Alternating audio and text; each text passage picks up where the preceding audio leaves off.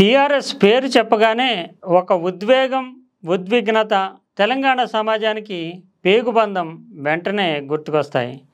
తెలంగాణ రాష్ట్ర సాధనకు గొంతుకగా, పొలికేకగా మారి ఉత్థాన పతనాలను చవిచూస్తూ 25 ఏళ్ల పాటు పూర్తి చేసుకున్నటువంటి ఆ పార్టీ ఇప్పుడు రజతోత్సవానికి సిద్ధమవుతోంది. రాష్ట్ర సాధనలో కీలక పాత్ర పోషించడమే కాకుండా 10 ఏళ్ల పాటు పరిపాలన సాగించి ఇప్పుడు ప్రతిపక్షంగా ఉన్నటువంటి టీఆర్ఎస్ ఎలియాస్ బీఆర్ఎస్ ఇప్పుడు సిల్వర్ జూబ్లీ ఫంక్షన్ ద్వారా రాజకీయ పునరుజ్జీవనానికి మరోసారి ప్రజల్లోకి వెళుతున్నటువంటి వాతావరణం కనిపిస్తోంది. ఈ సందర్భంగా ఆ పార్టీ సాగించినటువంటి ప్రస్థానం, చెవి చూసినటువంటి విజయాలు, ఎదుర్కొన్నటువంటి వైఫల్యాలు, రైజ్ అండ్ ఫాల్, ఉత్థాన పతనాలు, ఆ నడకలో ప్రతి అడుగులోని మలుపు తిప్పినటువంటి ఘట్టాలు, వీటన్నిటిని గురించి మరోసారి రాజకీయంగా అధ్యయనం చేయాల్సినటువంటి, వాటిని పూర్తి స్థాయిలో విశ్లేషించుకోవాల్సినటువంటి సందర్భంగా దీన్ని మనం ఈ సిల్వర్ జూబ్లీ వేడుకను చూడాల్సి ఉంటుంది. అసలు ఈ పార్టీ పుట్టుకకు సంబంధించి, తర్వాత ఈ సాధించినటువంటి విజయాలకు సంబంధించి, ఒక జాతి అస్తిత్వానికి సంబంధించి ఏ రకమైనటువంటి ముద్రను ఈ పార్టీ వేయగలిగింది అనేది ఈ సందర్భంగా ప్రత్యేకంగా ప్రస్తావనీయమైనటువంటి అంశంగా చెప్పుకోవాలి. అస్తిత్వము, ఆత్మాభిమానము. ప్రతి జాతికి ఒక అస్తిత్వం ఉంటుంది. అది సాంస్కృతిక మూలాల నుంచి, సంప్రదాయాల నుంచి, ఆచారాల నుంచి వస్తూ ఉంటుంది. అందువల్లనే ప్రతి జాతి తమ అస్తిత్వాన్ని, సంస్కృతిని కాపాడుకోవాలని ప్రయత్నం చేస్తూ ఉంటుంది. ఉమ్మడి ఆంధ్రప్రదేశ్ ఏర్పాటైన తర్వాత, అంటే విశాలాంధ్రప్రదేశ్, అటు ఆంధ్ర రాష్ట్రాన్ని ఇటు తెలంగాణని కలిపి భాషా ప్రయుక్త రాష్ట్రంగా ఏర్పాటు చేసిన తర్వాత ముఖ్యంగా తమ అస్తిత్వం, అంటే తమ పండుగలు కావచ్చు, సంప్రదాయాలు కావచ్చు, వీటన్నిటిపైన ఆంధ్ర ప్రాంతం నుంచి వచ్చినటువంటి రాజకీయ పెత్తందారితనం కావచ్చు, లేదంటే రాయలసీమ ప్రాంతం నుంచి వచ్చినటువంటి ఒక ఆధిపత్య ధోరణులు కావచ్చు, వీటన్నిటి ద్వారా తమ సాంస్కృతిక అస్తిత్వానికి, అటు నుంచి వచ్చినటువంటి పెట్టుబడిదారులు, కార్పొరేట్లు, భూస్వామి వర్గాలు, ఇవన్నీ కూడా రాజకీయ ఆధిపత్యాన్ని తమ గుప్పెట్లో తీసుకుంటే, మిగతా వర్గాలు అంటే ప్రధానంగా ఎంటర్టైన్మెంట్ రంగం కావచ్చు, ఇతరత్ర రంగాలు కావచ్చు, తెలంగాణ సాంస్కృతిక అస్తిత్వాన్ని అసలు పట్టించుకోకుండా చిన్నచూపు చూశారు. ముఖ్యంగా చలనచిత్ర రంగం, కళలు, ఇటువంటి వాటిలో అనేటటువంటి ఒక భావన తొలినాళ్ళ నుంచి వెంటాడడము, తర్వాత కాలంలో చూస్తే కనుక అది ఆత్మాభిమానానికి కూడా విరుద్ధంగా ఉంది. తమ ఆత్మాభిమానము ఇటు ఆంధ్ర ప్రాంతము, అటు రాయలసీమ ప్రాంతం నుంచి వచ్చిన వాళ్ళ గుప్పెట్లో చిక్కుకుపోయింది అనే భావన అసలు తెలంగాణ ఉద్యమానికి కావచ్చు, తెలంగాణ ప్రత్యేక రాష్ట్రం ఏర్పాటు కావాలనే సెంటిమెంట్ కావచ్చు దారితీసి, అది ప్రత్యేక రాష్ట్ర సాధన దిశలో అడుగు వేయడానికి ఒక మూల కారణంగా నిలిచిందని చెప్పాలి. అందువల్లనే రాష్ట్రం ఉమ్మడిగా ఏర్పాటై 60 ఏళ్ల తర్వాత కూడా ఆ డిమాండ్ ఒక సాకారం కావడానికి ప్రధాన కారణం అనేది అస్తిత్వము, ఆత్మాభిమానం అనేటటువంటివే మూల సూత్రాలుగా తెలంగాణ రాష్ట్రానికి చెప్పాల్సి ఉంటుంది.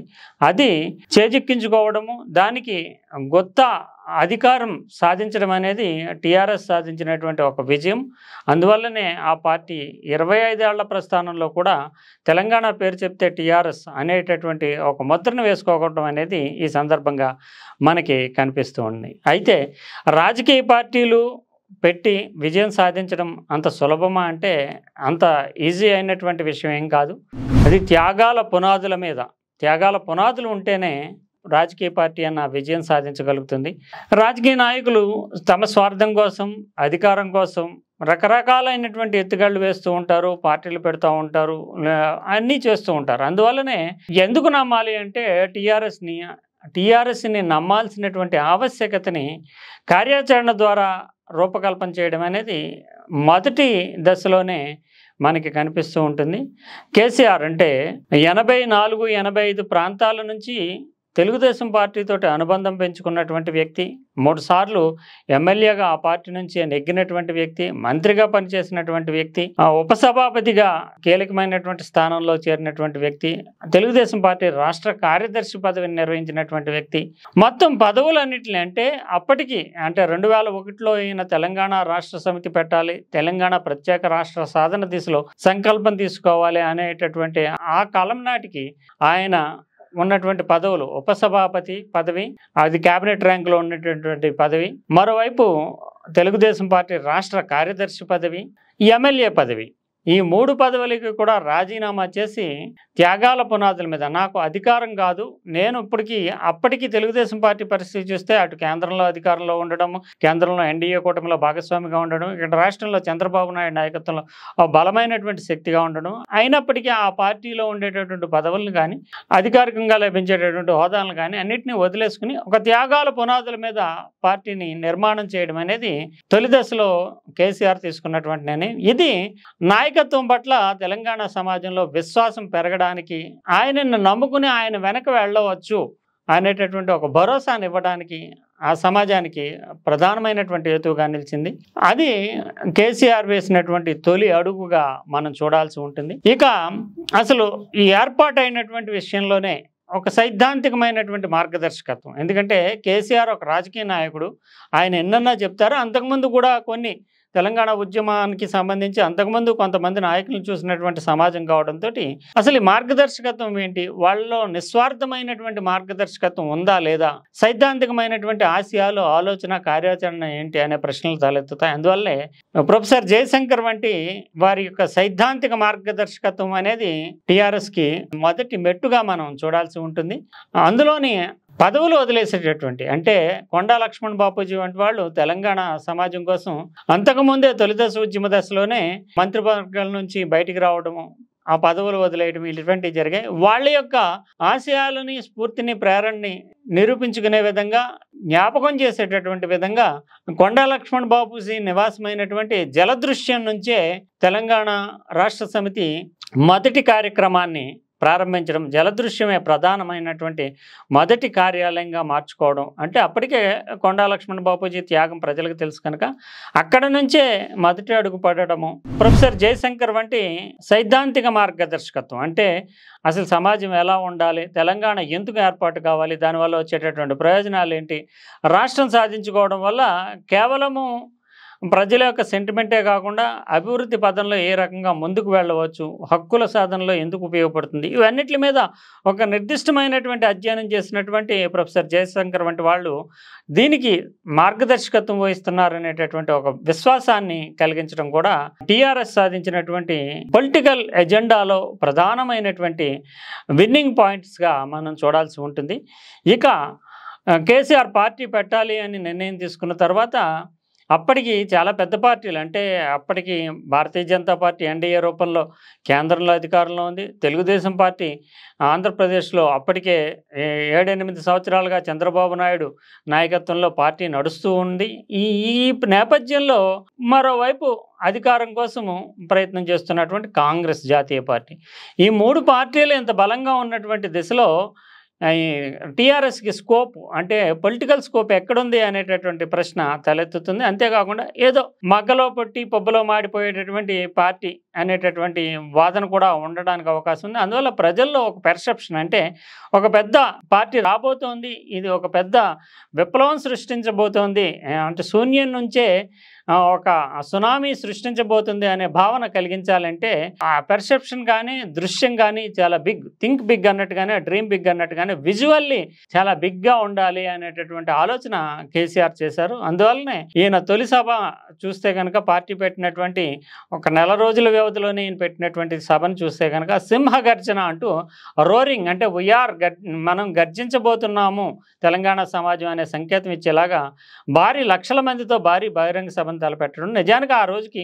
చూస్తే కనుక ఆర్థిక వనరులు కానీ అంగబలం కానీ ఏమీ లేనటువంటి స్థితి ఆయనకి. అంటే అప్పుడు ఉన్నటువంటి పరిస్థితుల్లో ఆయనకి వనరుల పరంగా కూడా ఎవరు పెద్ద ఎత్తున విరాళాలు ఇచ్చేటటువంటి వాతావరణం కూడా లేదు. అందువల్ల ప్రజల్నే నమ్ముకుంటూ ప్రజల్లో అంతరాంతరాల్లో ఉండేటటువంటి అస్తిత్వ భావననే ప్రాతిపదికగా చేసుకుంటూ కేసీఆర్ తొలి సింహగర్జనకి శ్రీకారం చుట్టడం. అంతేకాకుండా మనకేంటి తక్కువ బాయ్, మనం ఎవరికీ తక్కువ కాదు అనేటటువంటి ఆ భావన కూడా ప్రజల్లో అంటే ఆత్మాభిమానాన్ని ప్రేరేపించే విధంగా అప్పటికి ముఖ్యమంత్రులు, ప్రధానమంత్రులు, ఉన్నత స్థాయిలో ఉండేటటువంటి వాళ్ళు మాత్రమే హెలికాప్టర్ పర్యటనల వంటివి చేసేటటువంటి దశ అయినప్పటికీ టీఆర్ఎస్ పుట్టినటువంటి తొలి రోజుల్లోనే రాష్ట్ర స్థాయిలో ఈ బహిరంగ సభకు ముందుగానే పర్యటనలకు గాను హెలికాప్టర్ని అద్దెకు తీసుకోవడము, దానికి అనేక వనరులకు సంబంధించి చాలా ఇబ్బందులు పడినా ప్రజల దృష్టిలో మాత్రము మనము చాలా గొప్పగా వెళ్ళబోతున్నాం ముందుకి, ఇది ఈ పార్టీకి తగినంత మద్దతు ఉంది, ఆర్థిక సమీకరణ చేసుకోగలరు, సంకల్పమే బలం అనేటటువంటి విషయాన్ని చాటి చెప్పాలని మనం చూసాం సినిమాల్లో కానీ ఇతరత్ర కానీ. హీరోయిక్ వర్షిప్ అంటే నాయకత్వం అనేటటువంటి దానికి హీరోయిక్ వర్షిప్ కనిపించాలంటే కనుక పెద్దగా చేయాలి, ఏది చేసినా భారీగా చేయాలి, ఏది చేసినా ప్రజల్లో 10 రోజుల పాటు చర్చకు నిలవాలి. అంటే ఏదో తూతూ మంత్రంగా ప్రెస్ క్లబ్లో సమావేశాలు పెట్టేటటువంటి ఉద్యమ వేదికల్లా కాకుండా ప్రజల్ని లక్షల మందిని సమీకరించడము, అదే సమయంలో ఆ సమీకరణకు సంబంధించినటువంటి దృశ్యం కూడా భారీగా బహిరంగంగా కనిపించడం అనేటటువంటిది ఆ పెర్సెప్షన్ నేరేషన్ క్రియేట్ చేయాలనేది కేసీఆర్ తలపోసి మిగిలిన వాళ్ళంతా కూడా సంకోచించినప్పటికీ సింహగర్జన అనేటటువంటి ఆ టైటిల్ని ఖరారు చేయడంలో కానీ, హెలికాప్టర్ ద్వారానే నాయకత్వం రంగంలోకి దిగడం కానీ, ఇవన్నీ కూడా ప్రజల్లో ఒక భరోసాని, లేదు మనం ముందుకెళ్తున్నాము, ఈ పార్టీ ఒక సుస్థిరమైనటువంటి స్థాయిలో నిలబడుతుంది, ప్రజల హక్కుల కోసం పోరాడుతుంది, ముందుకు వెళ్తుంది అనేటటువంటి ఒక భావన కలిగించడం అనేది ఆ సింహగర్జన సృష్టించినటువంటి ఒక సునామీగా మనం చెప్పాలి. అదే సమావేశంలోనే ఆయన, మీరు ఒకవేళ నేను ఈ తెలంగాణ జెండాను వదిలేస్తే కనుక రాళ్లు తీసుకుని కొట్టండి అంటూ ప్రజల్లో ఒక ధీమాని నింపేందుకు, లేదు ఆయన కమిటెడ్ గానే పనిచేస్తాడు, అందుకనే అంతటి బలమైనటువంటి హామీని ఇస్తున్నాడు, తనను తాను పణంగా పెట్టుకునేందుకు కూడా సిద్ధమవుతున్నాడు అనేటటువంటి సంకేతాలని నాయకత్వం అందించడం అనేది టీఆర్ఎస్ ప్రజల్లో ఒక ముద్ర వేసుకోవడానికి తొలి సింహగర్జనలో తీసుకున్నటువంటి ఒక నిర్ణయంగా మనం చూడాల్సి ఉంటుంది. ఇక మొదటి అడుగులు రాజకీయంగా వేసినప్పుడు ఏదైనా సరే పార్టీ పెట్టుకోవచ్చు, కానీ ప్రజల మెప్పు, ప్రజల యొక్క మద్దతు లేకుండా ఏ పార్టీ ముందుకు నడవలేదు. ప్రజాస్వామ్యంలో ప్రజల మెప్పు, ప్రజల మద్దతు అంటే ఎన్నికల్లో విజయాలు సాధించడమే.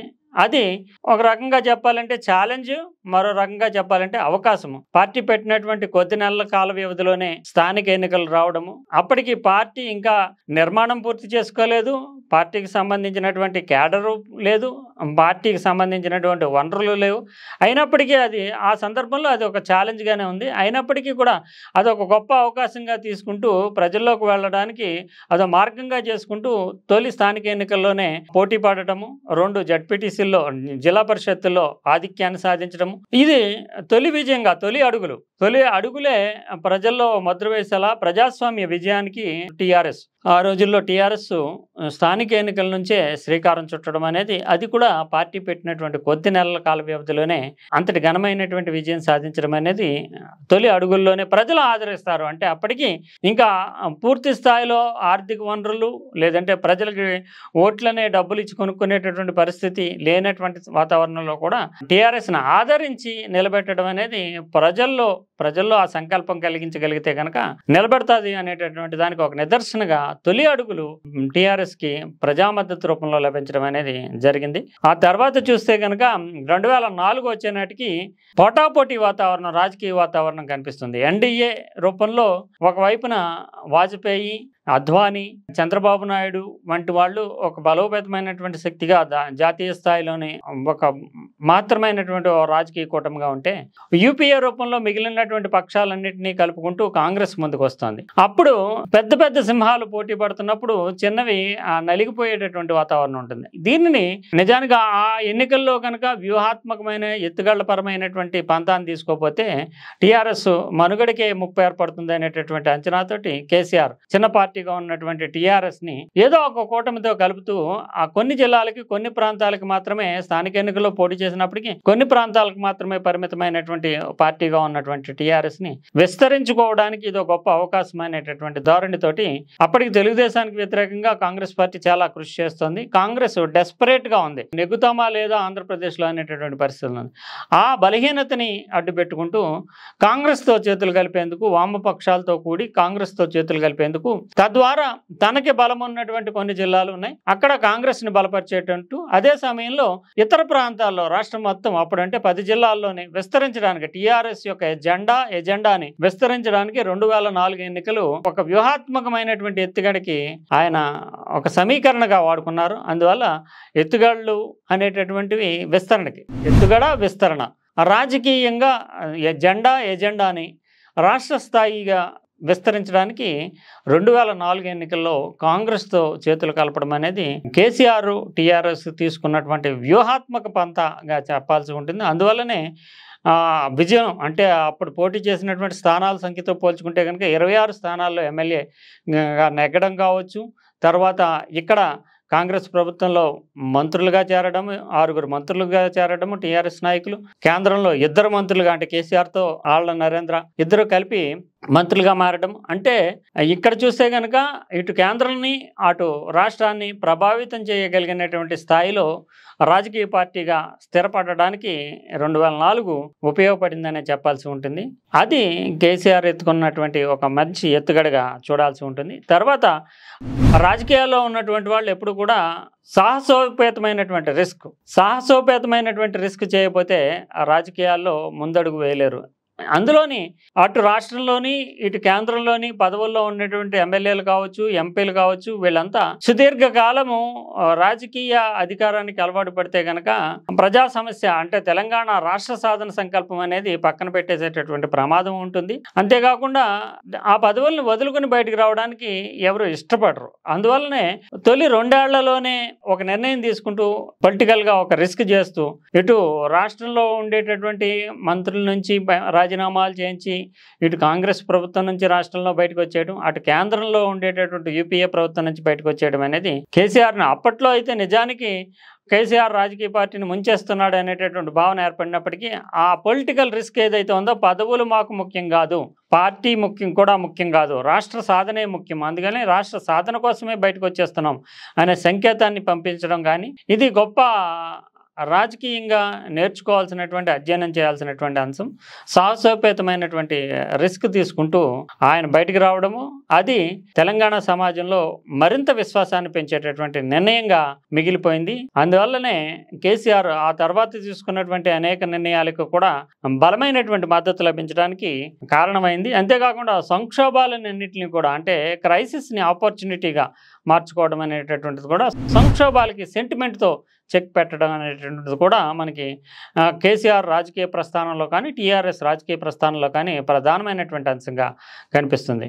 ఎందుకంటే ఇక్కడ ఉండేటటువంటి అంటే అప్పటి ఉమ్మడి ఆంధ్రప్రదేశ్లో వైఎస్ రాజశేఖర రెడ్డి లాంటి బలమైనటువంటి నాయకుడు టీఆర్ఎస్ను కూడా చీల్చి అక్కడ ఉండేటటువంటి ఎమ్మెల్యేలను కొంతమందిని విలీనం చేసుకోవడము, టీఆర్ఎస్ అస్తిత్వాన్ని ప్రశ్నించే విధంగా మార్చడము, కేంద్రంలో ఉండేటటువంటి యూపీఏ ప్రభుత్వానికి కూడా భరోసా ఇస్తూ టీఆర్ఎస్ పని అయిపోయింది అనేటటువంటి సంకేతాలు పంపడం, వీటన్నిటి నేపథ్యంలో తన పార్టీని నిలబెట్టుకోవడం అనేటటువంటిది తన పార్టీకి ప్రజల సెంటిమెంట్ని జోడించి ప్రజా మద్దతు ఉందనేటటువంటి చెప్పుకోవాల్సినటువంటి పొలిటికల్ కంపల్షన్ కేసీఆర్కి ఏర్పడింది. అందువల్లనే అప్పట్లో రాజీనామాలు చేయించి 10 మంది ఎమ్మెల్యేలు చేజారిపోయినా మిగిలిన వాళ్ళ చేత రాజీనామాలు చేయించి ఎన్నికలకు వెళ్ళడము, ఎన్నికల్లో కూడా అప్పుడు ఉండేటటువంటి తెలుగుదేశం పార్టీ కానీ అటు అధికారంలో ఉన్నటువంటి కాంగ్రెస్ పార్టీ కానీ చాలా శతవిధాల టీఆర్ఎస్ని అణగదొక్కేందుకు, ఆర్థిక వనరులు లేకుండా చేసేందుకు, ఇతరత్ర వనరులు లభించకుండా చేసేందుకు చాలా ప్రయత్నాలు చేసినప్పటికీ ప్రజల మద్దతుతోటి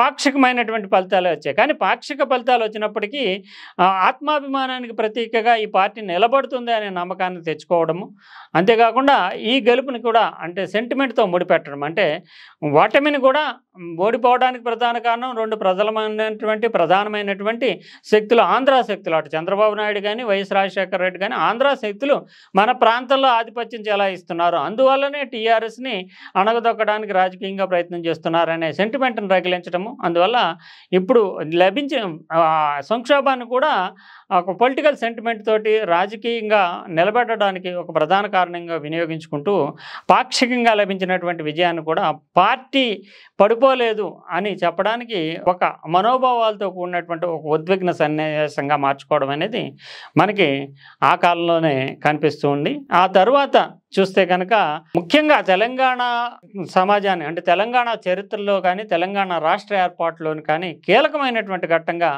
కేసీఆర్ ఆమరణ దీక్షని చూడాల్సి ఉంటుంది. నిజానికి సాధారణమైనటువంటి పరిస్థితుల్లో ఈ ఆమరణ దీక్ష చేస్తుంటే ఫలితం ఎలా ఉండదో తెలియదు, కానీ రాజకీయంగా కాంగ్రెస్ పార్టీ ఒక అస్థిరమైనటువంటి వాతావరణంలో నాయకత్వ లేమితో కొట్టుమిట్టాడుతున్నటువంటి పరిస్థితుల్లో ఆ సందర్భాన్ని అంటే అంతకుముందు చూస్తే కనుక గ్రేటర్ హైదరాబాద్ మున్సిపల్ కార్పొరేషన్ కార్పొరేషన్కి ఎన్నికలు జరిగితే టీఆర్ఎస్ వనరుల పరంగా కానీ ఇక్కడ ఉండేటటువంటి సెటిలర్లు ఇతరత్ర శక్తుల దృష్ట్యా కానీ పోటీ చేస్తే ఎంత విజయం సాధిస్తాము, లేదంటే ఇది ఒక పరాజయానికి నాంది అవుతుందా, హైదరాబాద్ లాంటి హార్ట్ తెలంగాణ హార్ట్లోనే తమ బలాన్ని చాటి చెప్పుకోలేకపోతే అది ఒక వైఫల్యంగా నిలిచిపోతుంది అనే ఉద్దేశంతో టీఆర్ఎస్ పోటీయే చేయలేనటువంటి వాతావరణం జిహెచ్ఎంసీ ఎన్నికల్లో ఉంటే, ఒకసారి వైఎస్ రాజశేఖర రెడ్డి మరణించిన తర్వాత రాజకీయ నాయకత్వంలో ఏర్పడినటువంటి బలహీనత కావచ్చు, లేదంటే అంతటి పెద్ద నాయకుడు కాంగ్రెస్ పార్టీని లీడ్ చేసే పరిస్థితి లేకపోవడం కావచ్చు, ఆ పొలిటికల్గా ఉండేటటువంటి ఆ క్రైసిస్, ప్రభుత్వంలో ఏర్పడినటువంటి ఆ పొలిటికల్ క్రైసిస్ తెలంగాణ ఏర్పాటుకి బలమైనటువంటి ప్రాతిపదికగా మారుతుంది అంటూ కేసీఆర్ వెంటనే ఆమరణ దీక్షకు దిగడము, ఆమరణ దీక్షతోటి ఒకసారిగా సమాజం, ఎందుకంటే అప్పటికే ప్రజల్లో కొంచెం టీఆర్ఎస్ సాధించినటువంటి విజయాలు, అంటే మహాకూటమిలో భాగంగా టీఆర్ఎస్ పోటీ చేసినప్పటికీ తెలుగుదేశం పార్టీని కూడా జై తెలంగాణ అని అనిపించగలిగింది. అంతకుముందే 2004లోనే యూపీఏలో భాగంగా కాంగ్రెస్నే జై తెలంగాణ అనిపించగలిగింది. కమ్యూనిస్టులు కూడా మహాకూటమిలో భాగంగా ఉండడం వల్ల జై తెలంగాణ అనిపించగలిగింది. కానీ రాష్ట్ర స్థాయిలో అంటే కాంగ్రెస్ బలంగా ఉండేటటువంటి స్థానాల్లోనే అంతకుముందు పొత్తుల ద్వారా పోటీ చేసింది. ఇప్పుడు తెలుగుదేశం బలంగా ఉండేటటువంటి స్థానంలో కూడా తెలుగుదేశంతో సమానమైనటువంటి స్థాయిలో సంఖ్యలో సీట్ల సంఖ్యాపరంగా పోటీ చేసింది. అందువల్ల రాష్ట్ర స్థాయి పార్టీగా ఇంకా సుస్థిరమైపోయింది. అన్ని కూటములతోటి పొత్తులు పెట్టుకుంటూ విస్తరించుకుంటూ అన్ని ప్రాంతాల్లోని జెండాను ఎగురవేసుకుంటూ అందరి ప్రజల యొక్క మద్దతు పొందేలా, అంటే గెలుపు ఓటములతో సంబంధం లేకుండా రాష్ట్ర స్థాయి పార్టీగా స్థిరపడిపోయి ఉంది. కానీ అంతకుముందు ఎన్నికల్లో 10 సీట్లు మాత్రమే సాధించుకున్నటువంటి వాతావరణం, జిహెచ్ఎంసీ ఎన్నికల్లో పోటీ చేయలేకపోయినటువంటి వాతావరణం, వీటన్నిటి నుంచి బయటపడడానికి గాను జనశ్రేణులను మద్దతుతోటి ఉద్యమాలు చేసేటటువంటి పరిస్థితి లేదు. అందువల్లనే వ్యక్తిగత దీక్ష, వ్యక్తిత్వంగా తనను తాను పణం పెట్టుకునేటటువంటి ఆమరణ దీక్షకి ఇది నిజానికి వ్యక్తిగత సత్యాగ్రహం. వ్యక్తిగత సత్యాగ్రహంలో త్యాగం చేయడం ద్వారా ఒక బలమైనటువంటి సందేశం ప్రజలకు వెళుతుంది. అందువల్లనే కేసీఆర్ చచ్చుడో తెలంగాణ వచ్చుడో తేల్చుకుంటాననేటటువంటి ఒక నినాదాన్ని తీసుకుంటూ ఆమరణ దీక్షకు శ్రీకారం చుట్టడం అనేది తెలంగాణ రాష్ట్ర సాధనలో ఒక కీలక ఘట్టంగా, మలుపుగా మనం చూడాల్సి ఉంటుంది. ఆ తర్వాతే కేంద్ర ప్రభుత్వం దిగి రావడం కానీ, డిసెంబర్ 9, 2009లో రాష్ట్ర ఏర్పాటుకు సంబంధించి ప్రకటన చేయడం కానీ ఇవన్నీ జరిగినాయి. అందువల్ల ఇది కేసీఆర్ చచ్చుడో తెలంగాణ వచ్చుడో అనే నినాదంతో కూడినటువంటి ఆమరణ దీక్ష తెలంగాణ రాష్ట్ర సాధనలో ఒక కీలకమైనటువంటి మలుపుగా, ప్రధానమైనటువంటి ఘట్టంగా మనం చెప్పాల్సి ఉంటుంది. ఇక విజయాలు అంటే తెలంగాణ రాష్ట్రానికి సంబంధించినటువంటి సాధనకు సంబంధించి అంత సులభంగా, ఎందుకంటే ప్రజాస్వామ్యంలో ఎమ్మెల్యేలే, అటు ఏ పార్టీ నుంచైనా ఎమ్మెల్యేలే అధికారం సాధిస్తారు. ప్రభుత్వాల్లో కూడా ప్రజాస్వామ్యయుతంగా ఎన్నికైనటువంటి వాళ్ళే ఉంటారు. ఆ దిశలో ఉద్యమాన్ని నిర్మించి ఒక రాష్ట్రాన్ని ఏర్పాటు చేయించడం అంటే ఖచ్చితంగా అంత సులభంగా సాధ్యమయ్యేటటువంటి పరిస్థితి ఉండదు. అంతేకాకుండా ఏ ఉద్యమం అంటే ప్రధానంగా జనజీవన స్రవంతి ఎవరైనా సరే తమ ఉపాధి, తమ రోజువారీ వ్యవహారాలే చూసుకుంటారు తప్ప ప్రజలంతా కూడా విస్తృత స్థాయిలో వచ్చి ఆందోళనలో పాల్గొనే పరిస్థితి ఎక్కడా ఉండదు. మద్దతు మనసులో ఉన్నప్పటికీ కూడా రోడ్డెక్కి ఉద్యమాల్లో పాల్గొని కేసులు ఎదుర్కొనేటటువంటి వాళ్ళు ఎవరు ఉండరు. అందువల్ల ఈ ఉద్యమాన్ని సక్సెస్ చేయాలంటే చాలా వ్యూహాలు అనుసరించాల్సి ఉంటుంది. అందువల్లనే గత అనుభవాలనే పాఠాలుగా తీసుకుంటూ ఉద్యమానికి శ్రీకారం చుట్టడం అనేది కనిపిస్తుంది. ఆ గత అనుభవాలు ఏమిటి అంటే, అంతకుముందు 1956లో 2 రాష్ట్రాలు, అంటే అటు ఆంధ్ర రాష్ట్రము ఇటు తెలంగాణ, అప్పుడే హైదరాబాద్ రాష్ట్రం కలిసినప్పుడే కొన్ని అనుమానాలు ఉన్నాయి. కొంతమంది నుంచి ఆందోళన వ్యక్తమైంది. 2 రాష్ట్రాలను కలపకూడదు అనేటటువంటి భావన వ్యక్తమైంది. నెహ్రూ లాంటి ప్రధానమంత్రి స్థాయిలో కూడా ఇక్కడ ఉండేటటువంటి అమాయకత్వంతో కూడినటువంటి తెలంగాణని, గడుసైనటువంటి ఆంధ్రాన్ని కల్పిస్తే కనుక ఏం జరుగుతుంది, ఈ కాపురం ఎలా నడుస్తుంది అనే సందేహాలు వ్యక్తం చేస్తూనే రాష్ట్ర ఏర్పాటుకి నాంది పలికారు. అందువల్ల ఈ గత అనుభవాలు 69లో ఉద్యమంలో కొన్ని అనుభవాలు జరిగినాయి, కానీ సాధించలేకపోయారు. దానికి ప్రధానమైనటువంటి కారణం ఏంటంటే హింసాత్మకంగా ఉద్యమం మారితే కనుక ఉద్యమం అనేటటువంటిది రాజ్యం చేతిలోకి వెళ్ళిపోతుంది. అంటే స్టేట్, అంటే పోలీస్ కావచ్చు, మిలిటరీ కావచ్చు, పారామిలిటరీ కావచ్చు, వీటి చేతిలో కనుక పెడితే కనుక ఎంతటి పెద్ద ఉద్యమాన్ని ప్రజాస్వామ్య రాజ్యంలో అణిచివేసేటటువంటి అవకాశం ఉంటుంది. అందువల్ల రాజకీయ ప్రజాస్వామ్యయుతంగానే ఉద్యమం జరగాలి. హింసాత్మకంగా మారితే మాత్రం ఒక్కడుగు కూడా ముందుకు వేయలేము, ప్రభుత్వాల చేతిలోనే ఉద్యమాన్ని పెట్టినట్టు అవుతుంది. అందువలన ఇది ఒక అనుభవము, ఒక పాఠము అని గ్రహించడం వల్లనే విద్యార్థుల్ని ముందు ఇబ్బందులు పెట్టడానికి ఈ ఉద్యమంలో టీఆర్ఎస్ ప్రయత్నం చేయలేదు. అందువల్లనే హింసను ఎక్కడా ప్రోత్సహించకుండా చూసుకోవడం, రాజకీయ ఆందోళనలు ప్రజాస్వామ్యంగా ఎప్పటికప్పుడు ఉప ఎన్నికలు తీసుకురావడం, నిరంతరం ప్రజల్లో చర్చ జరిగేలా చూసుకోవడం, ఉప ఎన్నికల ద్వారా మరోసారి సెంటిమెంట్ నకిలించడం, ఇలా రకరకాల రూపాల్లో టీఆర్ఎస్ గత అనుభవాన్ని దృష్టిలో పెట్టుకుంటూ ప్రజాస్వామ్య రాజకీయయుతమైనటువంటి ఉద్యమంగానే నడపడం అనేది ఒక గొప్ప విజయంగా చెప్పుకోవాల్సి ఉంటుంది. అందువల్లనే తెలంగాణ రాష్ట్ర సమితి ఇన్ని వైపు ప్రభుత్వాలు నిర్బంధమైనటువంటి అణచివేత చర్యలకు పూనుకోలేనటువంటి పరిస్థితి ఏర్పడింది. న్యాయపరమైనటువంటి రక్షణ కానీ ఇతరత్ర కానీ లభించడం కూడా జరిగింది. అందువలన ఈ విషయంలో టీఆర్ఎస్ తీసుకున్నటువంటి పంత సిద్ధాంతమైనటువంటి మంచి ఫలితాలను ఇచ్చిందనే మనం చెప్పాల్సి ఉంటుంది. ఇక ప్రధానంగా చూస్తే కనుక అమరణ దీక్ష తర్వాత జరిగినటువంటి కార్యక్రమాలన్నీ కూడా ఆ తర్వాత యూటర్న్ తీసుకోవడము, డిసెంబర్ 23నే శ్రీకృష్ణ కమిషన్ వేయడము, రకరకాల రూపంలో పెళ్లి మొక్కలు కేంద్ర నాయకత్వం వేయడం, అంటే అటు ఆంధ్ర ప్రాంతం నుంచి వచ్చినటువంటి ఒత్తిడి కారణంగా రకరకాల పెళ్లి మొక్కలు వేసినప్పుడు ప్రజా రాజకీయం అంటే పార్టీ కేవలం టీఆర్ఎస్ మాత్రమే ఉద్యమంలో ముందుకెళ్తే కనుక అది ఒక పార్టీ ఇష్యూగా చూసేటటువంటి అవకాశం ఉంటుంది. అప్పటికే ఎన్నికైనటువంటి ప్రజాప్రతినిధులు ఉన్నారు కనుక ఇతర పార్టీలో వాళ్ళు కూడా మనస్ఫూర్తిగా సహకరించేటటువంటి అవకాశం లేదు.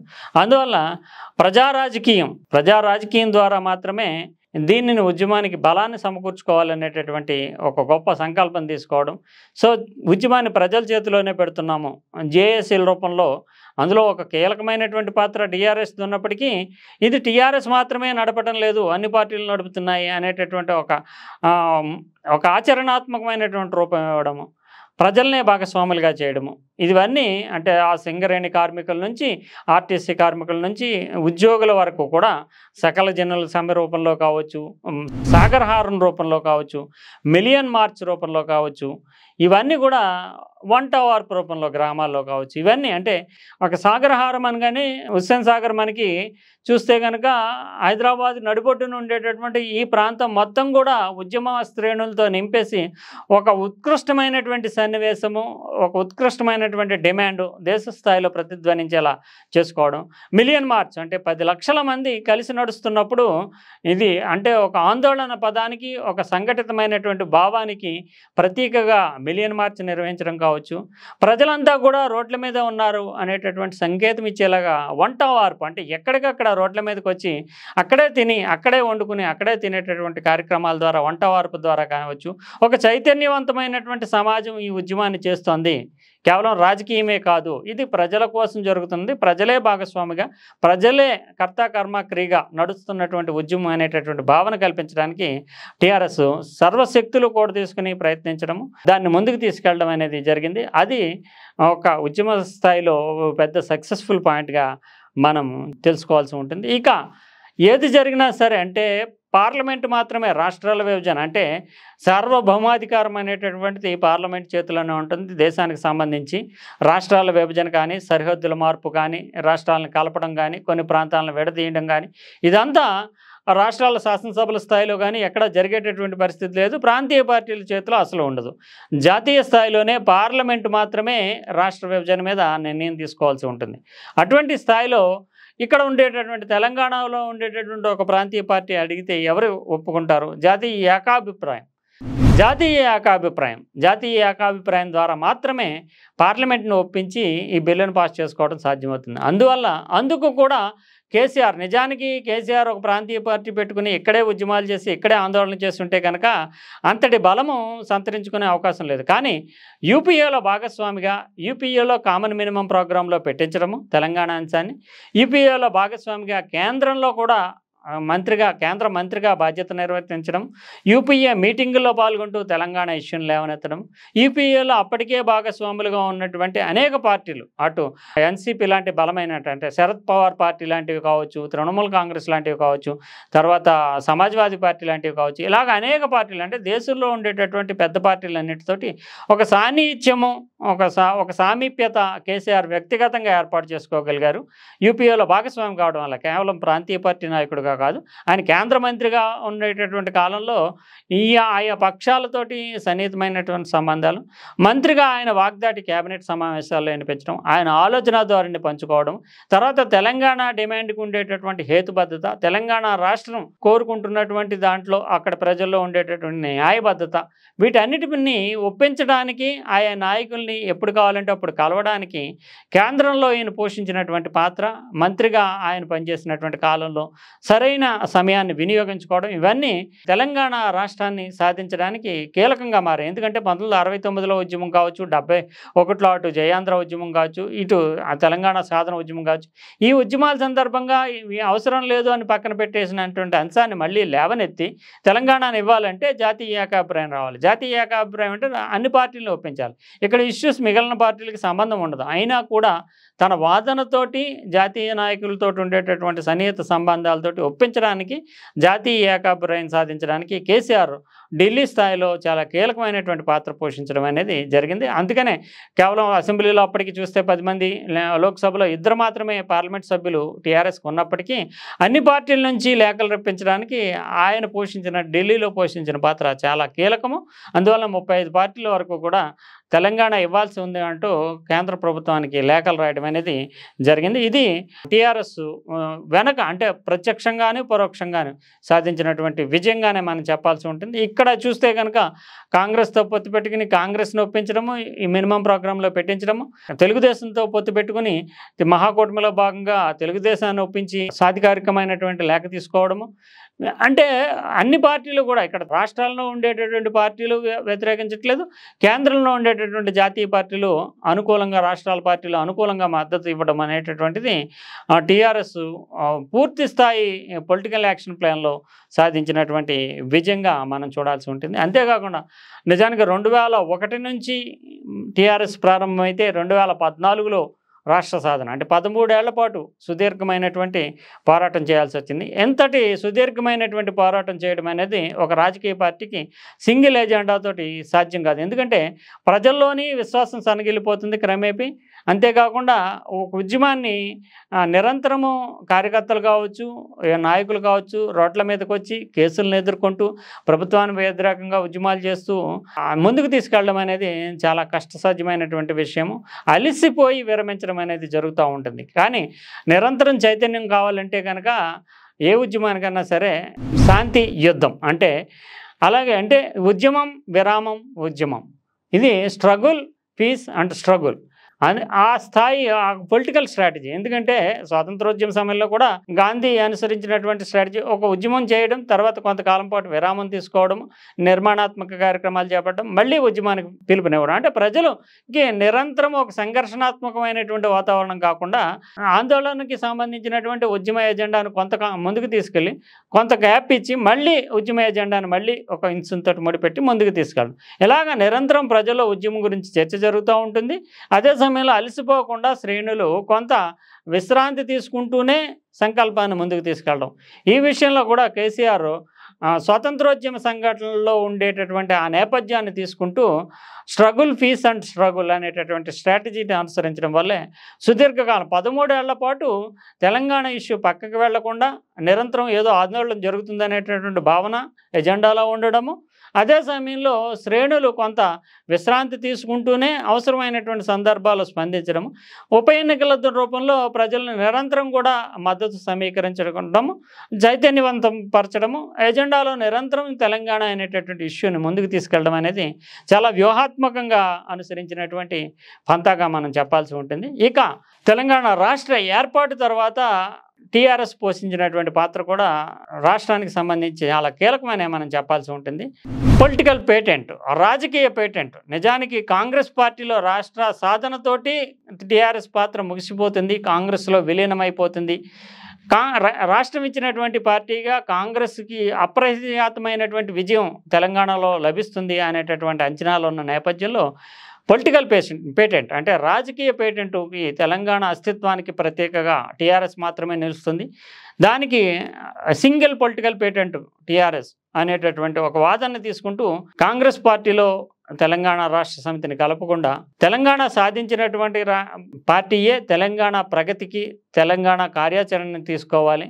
ఏ అంశాల ద్వారా తెలంగాణ ఏర్పాటు అవడం వల్ల తెలంగాణ అభివృద్ధి, తెలంగాణ ప్రజల జీవన ప్రమాణాలు, తెలంగాణకి చేకూరేటటువంటి ప్రయోజనాలపై తాము ఏమైతే చెప్పామో ప్రజలకి వాటిని అమలు చేయాల్సినటువంటి బాధ్యత కూడా టీఆర్ఎస్ మీదే ఉంటుంది. అందువల్లనే రాష్ట్రాన్ని సాధించినటువంటి పార్టీగా రాజకీయ పార్టీగా రూపుదాల్చి అధికారం చేజిక్కించుకొని తాము చెప్పినటువంటి అంటే పార్టీ రాజకీయ ఉద్యమంగా ఏమైతే అంశాలు చెప్పిందో వాటన్నిటినీ సాకారం చేసి చూపించాల్సినటువంటి బాధ్యత కూడా టీఆర్ఎస్ మీద ఉంటుంది. కనుక దాన్ని చేయడానికి గాను మేము సింగిల్ పొలిటికల్ పేటెంట్, రాష్ట్రానికి సింగిల్ పొలిటికల్ పేటెంట్ టీఆర్ఎస్ అనేటటువంటి ఒక నినాదంతో కాంగ్రెస్లో విలీనం చేయకుండా రాజకీయ పార్టీగా కొనసాగించడము, ఎన్నికల్లో విజయం సాధించడం, ఇదంతా ఆ తర్వాత కాలంలో టీఆర్ఎస్ తీసుకున్నటువంటి స్టాండ్కి ఒక నిదర్శనగా చెప్పాల్సి ఉంటుంది.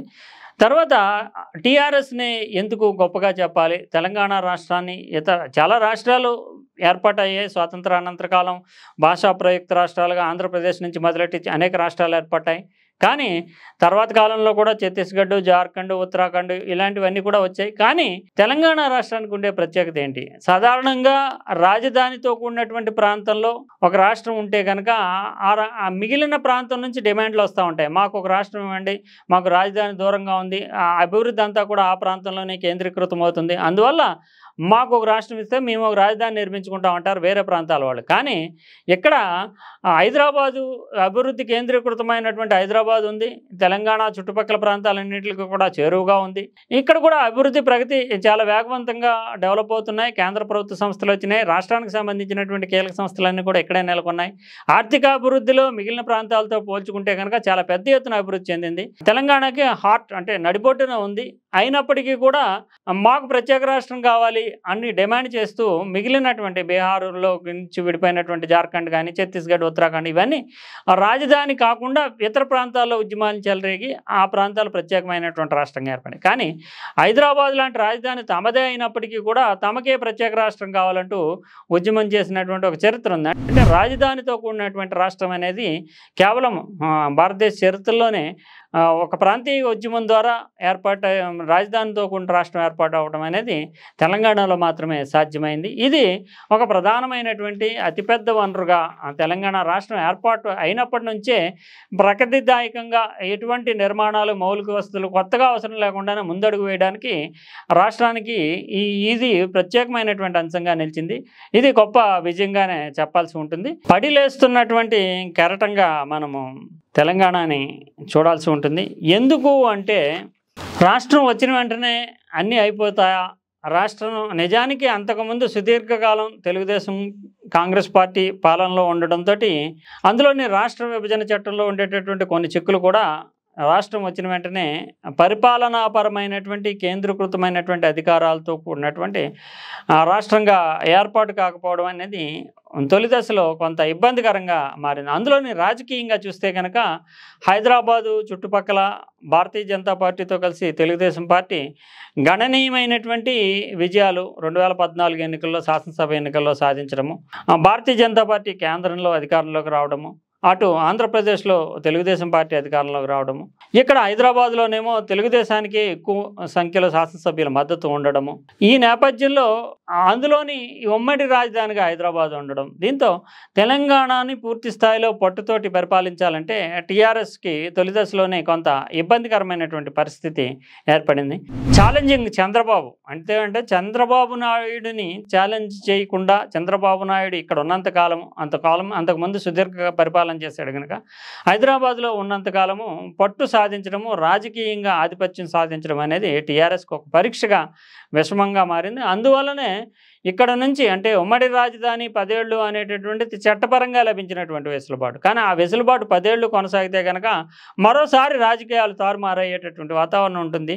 అందులోని ఇక్కడ ప్రజామద్దతు హైదరాబాద్ చుట్టుపక్కల గ్రేటర్ హైదరాబాద్ పరిధిలో ప్రజామద్దతు ఎన్నికల రూపంలో తెలుగుదేశం పార్టీకి ఉంది కనుక ఈ పార్టీ ఇక్కడ చంద్రబాబు నాయుడు ఉన్నంతకాలము రాజకీయ స్థిరత్వం సాధించడం అనేది కొద్దిగా కష్టదాయకంగా టీఆర్ఎస్కి అప్పట్లోనే పరిణమించింది. అందులోనే చాలా వ్యూహాత్మకంగా ఓటుకు నోటు కేసులో టీడీపీ చిక్కుకోవడము, దాని నుంచి ఇబ్బందికరమైనటువంటి ఒక చట్టపరమైనటువంటి ప్రక్రియతో తెలుగుదేశం పార్టీని, చంద్రబాబు నాయుడిని ఒక ఆత్మరక్షణ ధోరణికి తోసివేయడం, దీంతో ఇక్కడ నుంచి తెలుగుదేశం పార్టీని, చంద్రబాబు నాయుడిని సవాల్ చేస్తూ తెలుగుదేశం పార్టీ ఆంధ్రప్రదేశ్కి, తెలుగుదేశం ప్రభుత్వం ఆంధ్రప్రదేశ్కి తరలిపోక తప్పనేటువంటి ఒక రాజకీయ అనివార్యతను కూడా కల్పించడంలో కూడా కేసీఆర్ చాలా వ్యూహాత్మకంగా రాజకీయ చాణక్యాన్ని ప్రదర్శించాడని చెప్పాలి. 10 ఏళ్ల పాటు పరిపాలనకి, ఉమ్మడి రాజధానిగా హైదరాబాద్లో అవకాశం ఉన్నప్పటికీ 2 ఏళ్లలోనే చంద్రబాబు నాయుడు అమరావతి, విజయవాడని రాజధానిగా ఎంచుకుంటూ అక్కడికి తరలి వెళ్ళక తప్పనేటువంటి ఒక అనివార్యతను కల్పించడం అనేది ఒక రాజకీయ స్థిరత్వాన్ని, తెలంగాణ ప్రాంతం మొత్తం మీద ఒక పట్టుని, అధికారికమైనటువంటి కేంద్రీకృతమైనటువంటి వ్యవస్థని సాధించడానికి ఆ సంఘటనలు చాలా కీలకంగా దోహదపడ్డాయనే చెప్పాల్సి ఉంటుంది. అయినప్పటికీ కూడా నిజానికి అప్పటికి ఉన్నటువంటి పరిస్థితుల్లో చాలా లక్షల మంది సెటిలర్స్ హైదరాబాద్ చుట్టుపక్కల కావచ్చు, నిజామాబాద్ కావచ్చు, ఖమ్మం కావచ్చు, ఇతరత్ర ప్రాంతాల్లో సెటిల్ అయి ఉన్నటువంటి పరిస్థితుల్లో సెక్షన్ 8 అనేటటువంటిది వీళ్ళ రక్షణకి సంబంధించినటువంటి అవసరమైనటువంటి చర్యలు తీసుకునేటటువంటి ఏర్పాటు గవర్నర్ చేతిలో పెట్టడము, ఇది కొంత ఇబ్బందికరమైనటువంటి పొలిటికల్ అంశంగానే చెప్పాలి.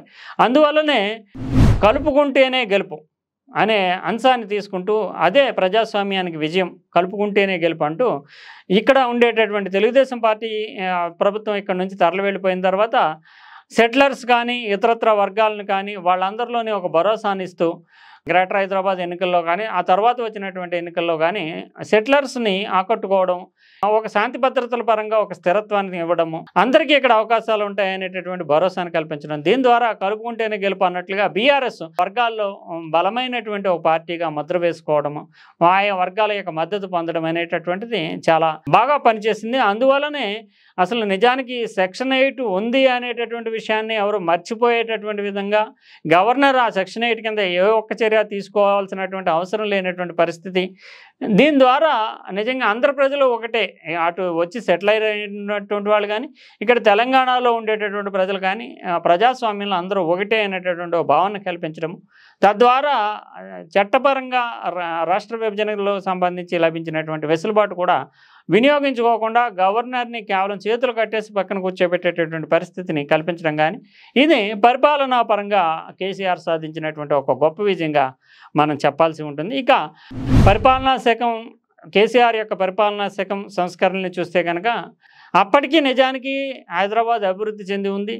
అందువల్ల నిజానికి రావాల్సినటువంటి ఇంకా అభివృద్ధి చెందడానికి వనరులు ఏమున్నాయి, ముఖ్యంగా జలవనరులకు సంబంధించి కావచ్చు, మౌలిక వసతులకు, హైదరాబాద్కి మౌలిక వసతులు, సాగునీరు, తాగునీరుకి సంబంధించి జలవనరుల పరంగా రాష్ట్రంలో మిగతా ప్రాంతాల కాళేశ్వరం లాంటి ప్రాజెక్టులు కావచ్చు, మిగతా స్కీములు కావచ్చు, ఎత్తిపోతల పథకాలు కావచ్చు, ఇంటింటికి నల్లా కావచ్చు, ఇవన్నిటి ద్వారా మౌలిక వసతులు, సాగునీరు అనేటటువంటి రంగాల మీద కేసీఆర్ తనదైనటువంటి ముద్ర వేశారు. నిజానికి ఆ 10 ఏళ్ల కాలంలోని చూస్తే కనుక 4 లక్షల కోట్ల రూపాయల మేరకు అప్పులు, రుణాలు, తర్వాత కార్పొరేషన్ల రూపంలో 2 లక్షల కోట్ల మేరకు రుణాలు తెచ్చారనేది అధికారికమైనటువంటి లెక్కలు వెల్లడిస్తాయి. దీంట్లో నిజానికి ఏ రాష్ట్ర ప్రభుత్వం చేయనటువంటి విధంగా 50% వరకు పెట్టుబడి, అంటే క్యాపిటల్ ఎక్స్పెండిచర్, అంటే ఈ ప్రాజెక్టుల మీద, మౌలిక వసతుల మీద పెట్టడం అనేది జరిగింది. దాదాపు 3.5 లక్షల కోట్ల రూపాయల మేరకు మౌలిక వసతుల మీద పెట్టడం అనేది జరిగింది. ఇప్పుడు సాధారణంగా రాష్ట్ర ప్రభుత్వాలన్నీ కూడా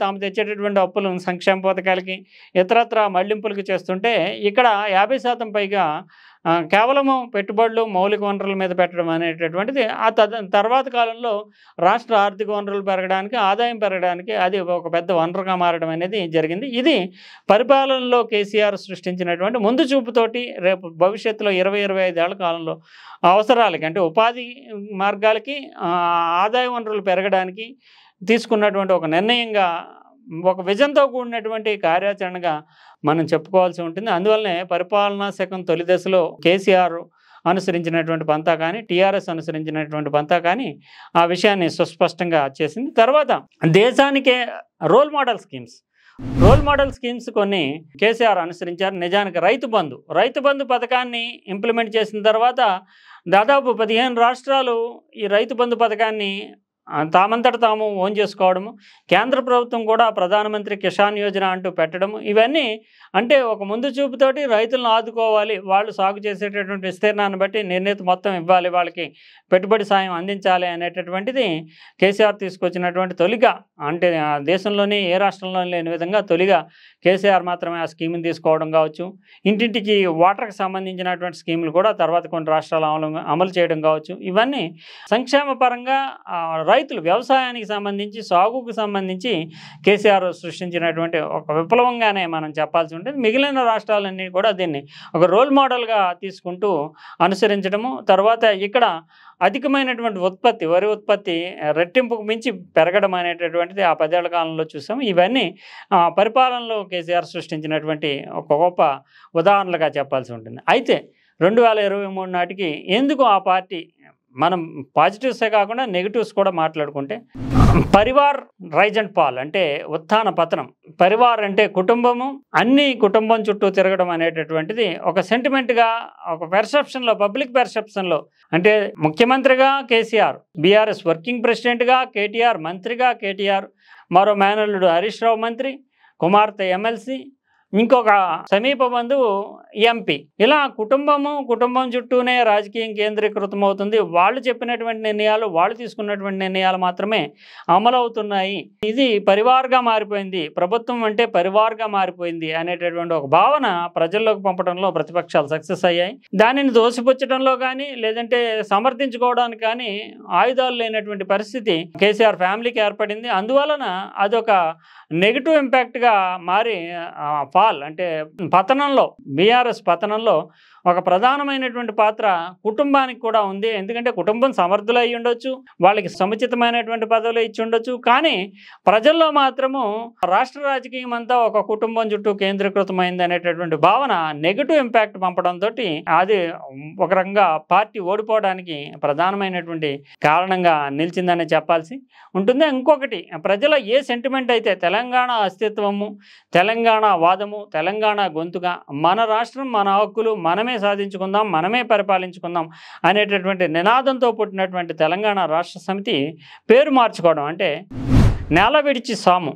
అంటే బీఆర్ఎస్ పేరు మారడం అనేటటువంటిది, భారత రాష్ట్ర సమితి అంటే దాంతో అస్తిత్వ పునాదులైనటువంటి సొంత గొంతుకైనటువంటి పేరే మారిపోయిన తర్వాత ఎగ్జిస్టెన్స్ అనేటటువంటిది ఎలా అంటే, రాష్ట్ర హక్కుల కోసమే పోరాడతాము, రాష్ట్రం కోసమే మేము పుట్టాము, రాష్ట్ర సాధనే మా లక్ష్యం అన్నటువంటి పార్టీ భారతదేశం అంతా కూడా విస్తరించాలి, భారతదేశంలోనే రాజకీయాలను శాసించాలి, కేంద్ర ప్రభుత్వాన్ని శాసించాలి, కేంద్రంలో భాగం కావాలి, ఒక ఫ్రంట్ని ఏర్పాటు చేయాలి. ఇలా ఎజెండా ఎప్పుడైతే మారిపోయిందో ఇది వెంటనే ఇంపాక్ట్ పడడం అనేది ప్రజల్లో మారింది. ఏ రాష్ట్రం కోసం పుట్టిన పార్టీ ఆ రాష్ట్రం కోసం ప్రాంతీయంగా పనిచేయకుండా జాతీయ స్థాయి ఆలోచనలు, ఆశయాలు పెట్టుకోవడం వల్ల ఇది మన పార్టీ కాదు, ఈ పార్టీ కూడా అన్ని పార్టీలు లాంటిదే, అన్ని సాధారణమైనటువంటి జాతీయ పార్టీలు, కాంగ్రెస్ కావచ్చు, బీజేపీ కావచ్చు, వాటితోటి పోటీ పడాలని ప్రయత్నిస్తుంది, నేల విడిచి సాము చేస్తుంది అనేటటువంటి భావన ప్రజల్లోకి వెళ్ళడం. అయితే కేసీఆర్ చాలా లాంగ్ విజన్ తోటి ఈ పార్టీని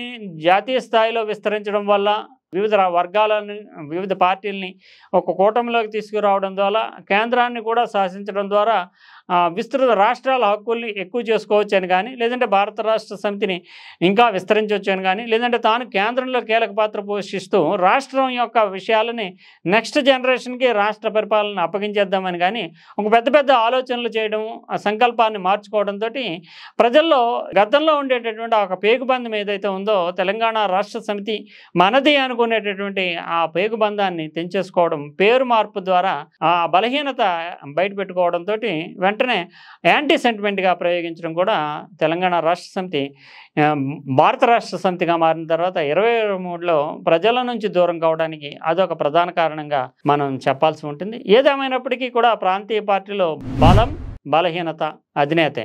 కేసీఆర్ ఆలోచన నుంచి, కేసీఆర్ దార్శనికత నుంచి, కేసీఆర్ యొక్క ప్రణాళిక నుంచి, కేసీఆర్ యొక్క ఉద్యమ పందా నుంచి, కేసీఆర్ యొక్క సిద్ధాంతం నుంచి పుట్టుకొచ్చినటువంటి పార్టీ టీఆర్ఎస్.